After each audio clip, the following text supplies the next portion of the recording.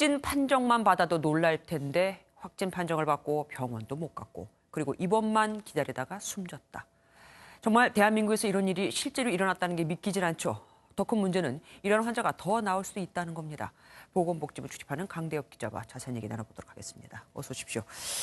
강 기자, 이분의 사망 전 상태는 어땠습니까? 네, 보건당국에 따르면 이분은 지난 23일부터 하루 2차례씩 전화를 받아서 상태를 체크가 됐는데요. 네. 약간의 발열 이외엔 특별한 증상이 없었습니다. 그러다가 급격히 상태가 나빠져 오늘 오전 자택에서 영남대 병원으로 긴급 이송됐지만 숨지고 말았습니다. 네. 아니, 약간 열나는 거 외에는 다른 증상이 없다가 갑자기 돌아가셨다니까 더 무섭습니다. 그런데 이렇게 집에서 기다리는 분들이, 그러니까 확진자가 570명이라면서요.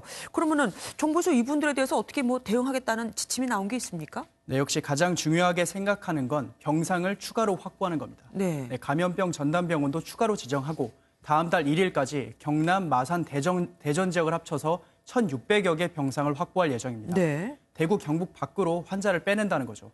그리고 중증도 분류 기준도 오늘 나왔는데요. 연령이 얼마나 되는지 또 기저질환이 있는지를 보고 어떤 환자를 이렇게 새로 생긴 병상들에 배치할지를 결정하게 됩니다. 가장 위급한 환자부터 입원을 시키겠다는 겁니다. 그렇긴 한데 환자 수가 폭증을 하면 이것도 다 소용이 없는 거잖아요. 최근 며칠간 이 증가세가 굉장히 뚜렷한데 이렇게 계속 늘어나기만 할까요?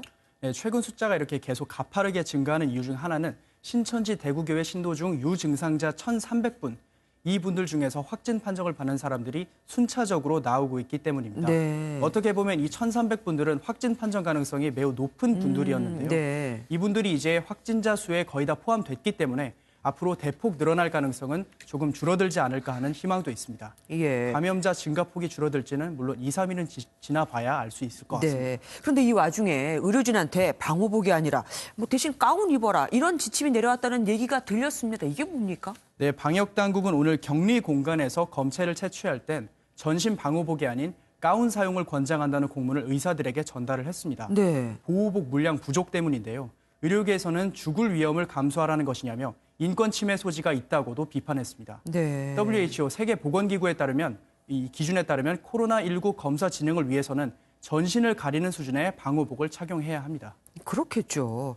이번에는 코로나19 바이러스 특징에 대해서 이야기를 좀 해보죠. 어제 중앙임상위원회 기자회견에서 주목할 만한 얘기가 나왔다고 하던데요. 네, 오명돈 중앙임상위원회 위원장은 30년 동안 진료 현장에서 봐온 표현과 달리 독특한 특성이 있다고 말했는데요. 네. 직접 들어보시겠습니다. 메르스 환자였다면 이 환자들은 대부분 중환자실로 가서 인공호흡기를 걸어야 될 정도의 그런 폐렴 소견인데 저희가 예상한 거하고 달리 환자가 비교적 조용하고 환자가 회복되는 것들 자주 봅니다. 네, 반면 중국의 한 부정적인 연구 결과도 소개했는데요. 네. 중국 환자들 중 약 4.7%에 해당하는 위중한 환자의 경우 치사율이 50% 가까이 이른다는 내용이었습니다. 네.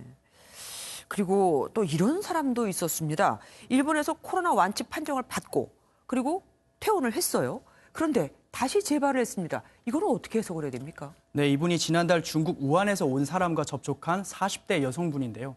지난달 29일에 확진 판정을 받고 입원했다가 지난 1일 퇴원을 했습니다. 네. 그러다가 어제 다시 확진 판정을 받은 겁니다. 네, 네. 전문가들은 이런 경우가 일반적인 상황은 아니지만 감염 중 코로나19 항체가 만들어지지 않았다면 충분히 재감염 가능성도 있다고 분석했습니다.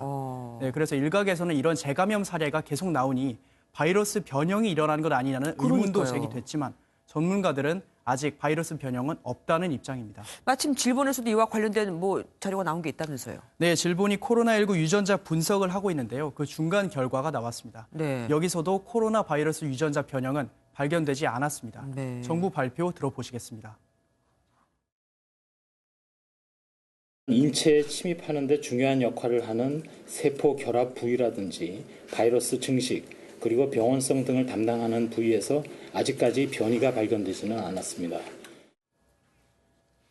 네, 유전자 변이로 인해 독성이 생길 우려는 아직까지 없지만 어디까지나 중간 결과이기 때문에 계속 추이를 지켜봐야겠습니다. 유전자 변형까지 일어나면 정말 생각하기도 싫습니다. 오늘 말씀 여기까지 듣겠습니다. 고맙습니다.